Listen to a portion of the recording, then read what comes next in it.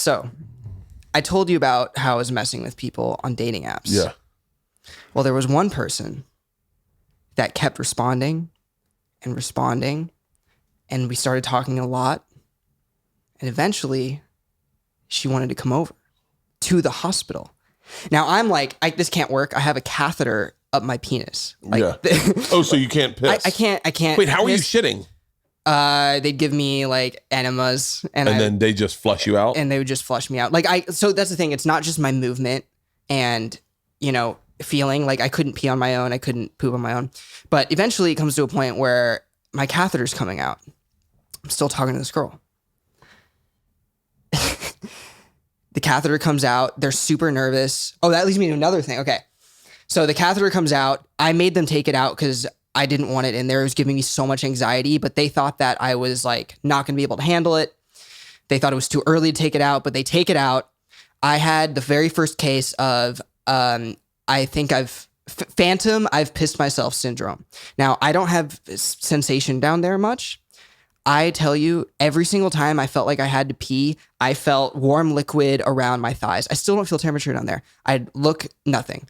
I swear to you, it was so real that I felt that I was peeing myself, but it didn't actually happen. Really? And they'd said they'd never seen that before in anyone. I call it, I've pissed myself syndrome. It's my own thing.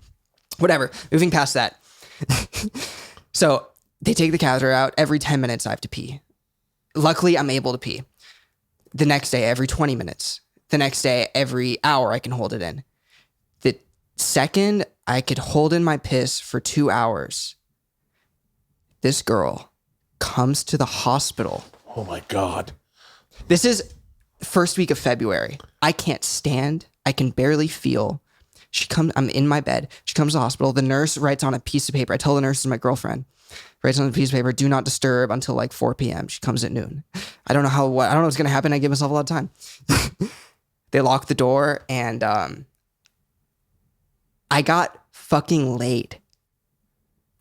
Can you believe that shit? By the way, this woman deserves a grant. She deserves a grant, like $100,000 a year for the rest of her life, so she can perform the way she performs, like a fucking hero, like an American hero, like the people that caught Bin Laden didn't talk about it for a fucking few years. This woman is a champion. It was such an insane experience. I can't move, and she came to my hospital room, and she came back a second time a couple days later. I love this woman. Legend. I love this woman. A legend, yes. By the way, if this woman would ever like free tickets, backstage access to any of my shows in Philly, I will be there New Year's Eve. Young lady, you have everything you need from me. There you go.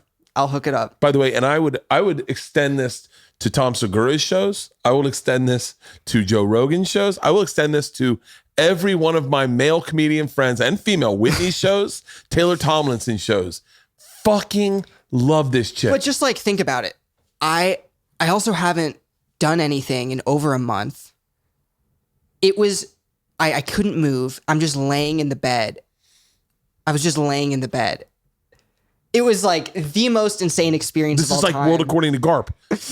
The first question I'm gonna avoid is any description of this one. I don't want to know anything about her because I think it's better for us all to use our imaginations. She was an artist. She made me a nice painting. Okay. Dude, that give me said the bad things happen in Philadelphia.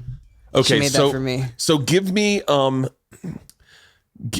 me through it. Like what? This I mean, like I very seldomly want to hear juicy stories about people getting laid. But this is such a into it. But basically, she came over, and you guys have already connected. You've been talking online. We've been talking, and so at what point do you realize this is happening? Is that a pretext? I kind of knew it was happening from the beginning. The texts were getting kind of heated, you know. Okay, and so you let the nurses know. The nurses think it's my girlfriend.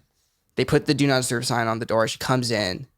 You see her for the first time in person. For the first time. And you've got to be like, regardless, it's a human being. It has a heartbeat. And here's the thing. At this point, my life is so ridiculous, the shit I've been through, that like I was just like, we'll see what happens. Yeah. We have small talk for, I kid you not, like 20, 30 seconds.